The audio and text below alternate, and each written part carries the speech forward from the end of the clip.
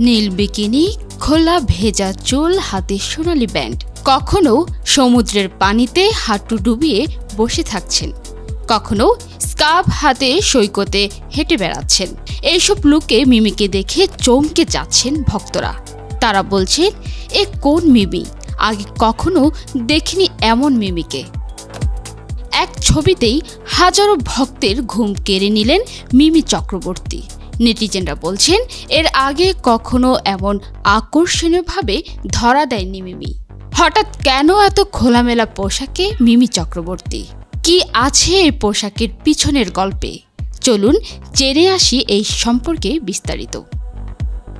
জানা যায়, একের পর এক প্রেমের সম্পর্কে জড়ান তিনি, কিন্তু কোনোটাই টিকেনি এই নায়িকার।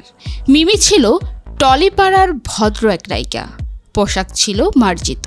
তবে সর্বশেষ পরিচালক রাজ চক্রবর্তীর সাথে দীর্ঘ প্রেমের বিচ্ছেদের পর তাকে দেখা যাচ্ছে বেশ খোলামেলা পোশাকে।